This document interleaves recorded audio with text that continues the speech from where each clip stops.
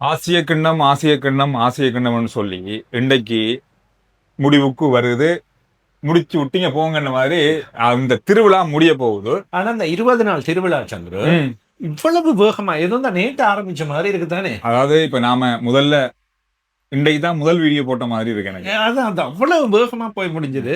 உண்மையில் அந்த உச்சக்கட்டம் பரபரப்பு விறுவிறுப்பு என்பது இருக்கத்தான் செய்கின்றது. கண்டிப்பா இருக்குது. இன்றைய போட்டி வந்து நிறைய எதிர்பார்ப்புகளை ஏற்படுத்திருக்கு. பொதுவா ஒரு விஷயத்த முதல்ல நாம ஒத்துக்கொண்டுதான் ஆகணும். இந்திய அணி மிகப்பெரிய பலத்தோடு இந்த போட்டியில களமிறங்குது. இது பெரிய இந்த தொடர்லயே எந்த இடத்துலையும் தோற்காத ஒரு அணியாக இந்திய அணி இருக்கு. சகல போட்டிகள் 3, இரண்டாவது சுற்றில் 3, 6 போட்டிகள். இதையும் தாண்டி சந்திர இப்பொழுது இந்தியா T20 போட்டிகளில் 8 தொடர்ச்சியான வெற்றிகளை பெற்றிருக்கின்றன. ஆசிய கிண்ணத்துக்கு முன்பதாக 2 வெற்றிகள், ஆசிய கிண்ணத்தில் 6 வெற்றிகள், தொடர்ச்சியாக 8 வெற்றிகள். இன்றைய தினமும் வெற்றி பெறுவார்களா இருந்தால் 9 வெற்றிகள் ஒரு தொடர் நீண்ட சாதனையோடு செல்கின்றார்கள். எனவே இது இந்தியாவை பொறுத்தவரையிலும் பெரிய ஒரு பலமாகத்தான் நாங்கள் பார்க்க வேண்டும். இன்றைய போட்டியை பொறுத்தவரையில நாங்க 2 பேரும் பேசிக்கொண்ட ஒரு விஷயம், இந்த வீடியோக்கு முதல்ல இந்திய அணி பக்கமாக இருக்க போற ஒரு மிகப்பெரிய ஒரு சவால் பாகிஸ்தான் அணிக்கு அபிஷேக் சர்மா. அதே போல இந்திய அணிக்கு பாகிஸ்தான் அணி பக்கமாக இருக்க போற ஒரு சவால் ஷைன் ஷாஃப்ரிடியின் பந்து வீச்சு ஆரம்பத்தில் அச்சுறுத்த போகின்றது. கண்டிப்பா இருக்கும். அதை எவ்வாறு இந்தியா செய்ய போகின்றது அல்லது எவ்வாறு கணக்கிட போகின்றது என்பது. எனவே இந்த அபிஷேக் சர்மா ஷைன் ஷாஃப்ரிடி இருவருமே முதல் ஓவர்லயே மோதிக்கொள்ள போறாங்க. 2 பேரும் 25 வயது, ஒரே காலத்தில் கிரிக்கெட்டை ஆரம்பித்தவர்கள் என்று சொல்லலாம். சுப்மன் கில்லும் மறுபக்கத்தில் இருந்தாலும் அதிகமாக 2 பக்கமாகவும் பேசப்படுகின்ற அல்லது முக்கியஸ்தர்கள் பார்க்கின்றபடி 2 பேரும் தான் முக்கியமானவங்க. ஆனா நம்ம நிறைய பேர் நம்ம நேற்றைய வீடியோல பார்த்த ஒரு விஷயம் தான், இந்திய அணியில அபிஷேக் சர்மா மாத்திரம் இல்ல, அவர் ஆட்டம் இழந்தாலும் கூட மற்ற வீரர்கள் அதை கொண்டு போறதுக்கு இருப்பாங்க. அது ஒருத்தர் விளையாடினா மற்றவங்க விளையாடல அப்படின்னு அர்த்தம் இல்லை அப்படின்னு அதை ஏற்றுக்கொண்டாலும் சில நேரங்கள்ல பல இடங்கள்ன்றத விட, அதாவது பங்களாதேஷ் அணியோடான இந்தியா போட்டியாக இருக்கட்டும், பாகிஸ்தான் அணியோடான இந்தியாவோட போட்டியா இருக்கட்டும், ரெண்டுமே இந்த முக்கியமான 2 விக்கெட்டுகளுக்கு பிறகு ஓட்டங்கள் எண்ணிக்கை குறைந்தது. பங்களாதேஷ் அணியோடைய மிகப்பெரிய அளவாக இலங்கை அணியோடும் அதேதான். அபிஷேக் சர்மா ஆட்டம் இல்ல ஆரம்பத்திலே. மறுபக்கத்தில் வருகின்ற வீரர்கள் தடுமாறி அல்லது நின்று நிதானமாக துடுப்படுத்தாடிதான் ஓட்டங்களை கொண்டு வேகமான ஓட்டம். எனவே அந்த அபிஷேக் சர்மா ஒரு பக்க பலம். பாருங்களேன், 300க்கும் மேற்பட்ட ஓட்டங்களை இந்த 6 போட்டிகளில் பெற்றிருக்கின்றார் என்றால் ஒவ்வொரு போட்டிக்கும் 50 ஓட்டங்கள், கிட்டத்தட்ட அரைவாசி 30 வீதம் 40 வீதம் ஆன ஓட்டங்கள் அபிஷேக் சர்மாவுக்குரியது. ஏனைய ஓட்டங்களை மற்ற வீரர்கள் எல்லோரும் சேர்ந்து பெற்றுக்கொண்டதுதான். இதுதான் இந்தியாவின் வீக்னஸ் நினைக்கிறேன். இந்தியா இலங்கை போட்டிகளுக்கு முன்பதும் நான் இதை சொல்லியிருந்தேன்.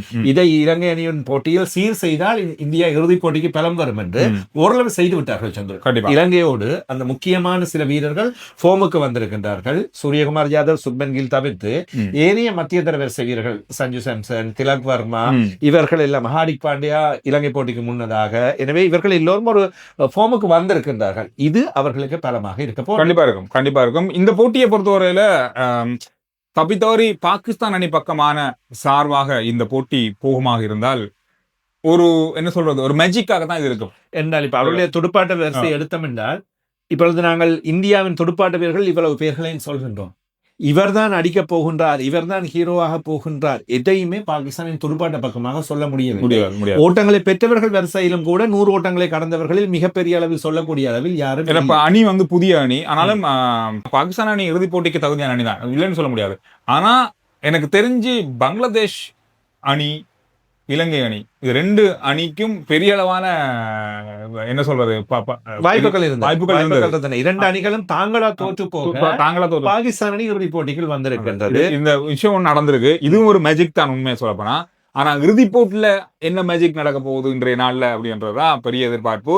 இந்திய அணி பலமான அணி தான், பாகிஸ்தான் அணி அதை ஒப்பிட்டு பார்க்கும்போது குறைந்த ஒரு அளவுலாம் இருந்தாலும் மேஜிக்கும் அந்த நேரமும் நடக்க போற சில விஷயங்களும் மைதானத்தினுடைய நிலைமைகளும் அந்தந்த நேரத்தில் வீசப்படுற பந்துகளும், இது எல்லாமே நிறைய விஷயங்கள் இங்க இருக்கு. 2020 போட்டிகளில் அது முக்கியம். நீங்கள் சொன்னது கொண்டு ஒரு ஓவரில் யாரோ துடுப்பாட்ட வீரர் கண்ணை மூடிக்கொண்டு சுழட்டும் போது ஒரு 6, 2 6 அதாவது 3 6 மாறி போய் விழுத்துட்டுதான் போட்டியின் போக்கு மாறும். அதே போல ஜஸ்பிரீத் பும்ராவின் ஓவர்ல அவங்க இருக்கலாம், ஷைன் ஷாஃப்ரிடியின் ஓவராகவும் இருக்கலாம், குல்தீப் யாதவின் ஓவராகவும் கூட இருக்கலாம். அதே போல மாறியும் ஒரு ஓவர்ல 2-3 விக்கெட்டுகள் போகக்கூடிய வாய்ப்புகள் இருந்தாலும் அது எந்த அணிக்கு நடந்தாலும் அது மிகப்பெரிய மிகப்பெரிய பாதிப்பை இந்த போட்டியில 2 பேருக்குமே கொண்டு போய் சேர்க்கும். 2020 என்பது கணிப்புகளை தாண்டிய போட்டி என்று இதற்காகத்தான் சொல்லப்படுகின்றது. எனவே நாங்கள் ஆரம்பத்திலிருந்து சொல்லி வருகின்ற விடயத்தில் ஒரு 50% பூர்த்தியாகி இருக்கின்றது. இந்தியா இறுதி போட்டிக்கு வருகின்றது. நான் ஆரம்பத்தில் சொன்னதான் உண்மையை சொல்ல போனா இந்தியா பாகிஸ்தான் அணி அல்லது இலங்கை இந்திய அணி வர்றதுக்கான வாய்ப்புகள் இருந்தது. நாம இன்னொரு விஷயத்த கூடுதலா நாங்க எதிர்பார்த்த ஒரு அணின்னு சொன்னா அது ஆப்கானிஸ்தான் அணி. அந்த அணியினுடைய அந்த கடந்த கால போட்டிகள், இலங்கையினோடு விளையாடிய விதங்கள், மற்ற அணியோடு விளையாடிய விதங்கள் எல்லாமே பெரிய அளவா இருந்தது. ஆனா என்னமோ தெரியல, என்ன துரதிர்ஷ்டவசமோ தெரியல, அவங்க முதல் சுற்றிலேயே வெளியேறி இருந்தாங்க. இப்ப இந்த இறுதி போட்டியில சந்திர வீரர்கள் அணி இப்படிதான் இருக்க போகிறது. இந்த இந்திய பாகிஸ்தான் பரபரப்பு விறுவிறுப்பு என்பது இன்னும் அதிகமானது. இந்தியா பாகிஸ்தானோடு விளையாட மாட்டேன் என்று தொடர்ச்சியாக மறுத்து வந்தது. கடந்த வருடத்தில் தீவிரவாத தாக்குதல், காஷ்மீரில் நடைபெற்ற தாக்குதல், அதன் பின்னர் விளையாட மாட்டோம் என்பது, விளையாட ஆரம்பித்த முதல் போட்டியிலேயே அரசியல் கருத்துக்கள் உள்ளே வந்து விஷயங்கள் வந்து சர்ச்சைகளாகியது. பின்னர் பாகிஸ்தான் தாங்கள் விளையாட மாட்டோம், வெளிநடப்பு செய்ய போகின்ற எல்லாம் நடந்தன. எனவே இந்த இறுதி போட்டி மிகப்பெரிய பரபரப்பு விறுவிறுப்பை தந்திருக்கின்றது. ஆனால் ஐசிசி ஒரு முற்றுப்புள்ளியை வச்சிருக்காங்க. என்ன அரசியல் விஷயங்களை போட்டிக்குள்ளே அல்லது இந்த விஷயங்கள்ல கொண்டு வரக்கூடாது அப்படின்றது, சைகைகள் காட்டுவது, சாடமாடையாக பேசுவது, அரசியல் கருத்துக்களை சொல்வது என்பது தடை செய்யப்பட்டிருக்கு. பாகிஸ்தான் அணி நடந்து கொண்ட 50 ஓட்டங்களை பெற்றது இந்த சூர்யா அந்த ராணுவத்தினருக்காக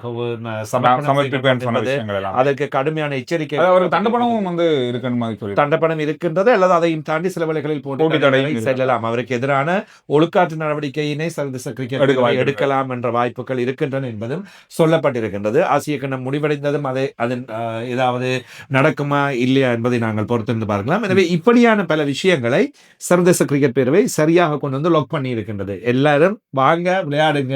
ஆனா முதல் இப்படி இருக்கல, குறைவா இருந்தது. நீண்ட கால அந்த சண்டை சர்ச்சைகளை வைத்திருந்தார்கள். ஆனால் வீரர்கள் நல்ல நட்புறதான் இருப்பாங்க, ஸ்நேகபூர்வமாக தான் இருந்தது. திடீர்னு இப்படி மாறினது பார்க்கும்போது நமக்கும் ஒரு இப்படி ஆயிட்டா அப்படின்ற மாதிரி ஒரு கவலை ஏற்பட்டிருந்தது. அதுக்கு ஐசிசி முற்றுப்புள்ளி வச்சிருக்காங்க. ஓகே, இது அவங்க வைக்காமலே இது நம்ம நடந்திருந்தா இன்னும் நல்லா இருந்திருக்கும். அது சுமூகமாகவே போயிருக்கலாம். ஆனால் நாங்கள் இந்த வீடியோக்களில் இந்த விஷயங்களை கதைத்த வேளையில் இந்தியா பக்கத்திலிருந்து வந்த கருத்துக்கள் அல்லது அவர்களுடைய ஆதங்கங்கள் என்பது ஒரு பக்கம் இருக்கின்றன. மறுபக்கமாக பாகிஸ்தான் ரசிகர்கள் அல்லது அவர்களுக்கு சப்போர்ட் பண்ணுகின்றவர்கள் ஒரு பக்க கருத்துக்களை சொல்கின்றார்கள், நேரடியாக பாகிஸ்தானியர்கள் சொல்லாவிட்டாலும். எனவே அவர்களுக்கு அவர்களுடைய கருத்துக்கள் நியாயமாக இருக்கலாம். நாங்கள் பொதுவாக இருந்து பார்க்கின்ற விடயங்களை உண்மையே சொல்லணும்னா ஒரு விஷயம் சொல்லலாம், இலங்கை அணி இறுதி போட்டி வராது, எனக்கு கவலை தான்.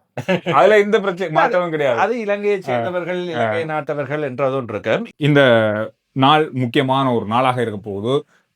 பொதுவா 2 அணிகளுக்குமே, இந்தியாவுக்கும் சரி பாகிஸ்தானுக்கும் சரி. காரணம்னு சொன்னா அவங்க முதல் தடவையாக இந்த ஆசிய கிண்ணங்களிலே முதல் தடவையாக இறுதி போட்டியில மோதி கொள்றது 2 அணிக்குமே சிறப்பு வாய்ந்த அணி தருணமா இது இருக்கும். இது எப்ப இனி நடக்கும்னு தெரியாது, இனி எப்ப நடக்கும் தெரியாது. யார் இதுல வெற்றி பெற்றாலும் இது ஒரு சரித்திரமான போட்டியாகவும் சரித்திரமான ஆசிய கண்டமாகவும் இது இருக்கும். மறக்க முடியாத ஒரு ஆசிய கண்டமாகவும் இறுதி போட்டியாகவும் இது கட்டாயம் இருக்க போகுது. இந்தியாவுக்கும் இருக்க போகுது, பாகிஸ்தானுக்கும் இருக்க போகுது, ரசிகர்களுக்கும் அப்படித்தான். இது எந்த இடத்துல போய் முடிய போகுது, என்ன நாம வச்சிருக்க எதிர்பார்ப்பு நடக்குமா இல்லையா, இது வேற மாதிரி ஏதாவது மேஜிக் நடக்குமா என்றதெல்லாம் இன்றைய போட்டியில நாங்க பார்க்க போறோம். எனவே நீங்க சொல்லுங்க, ஆசிய கண்டத்தினுடைய வெற்றியாளர் யார், எந்த அணி இந்த ஆசிய கண்ணத்தை தூக்கி கொண்டு போறாங்க, இந்தியாவுக்கு போதா பாகிஸ்தானுக்கு போதா? மேஜிக் மொமெண்ட்ஸ், பரபரப்பான மொமெண்ட்ஸ் பற்றி நாங்கள் நாளைக்கு நிறைய பேசலாம். போட்டி முடியட்டு நாளைக்கு பேசுறவங்களோட நன்றி, வணக்கம்.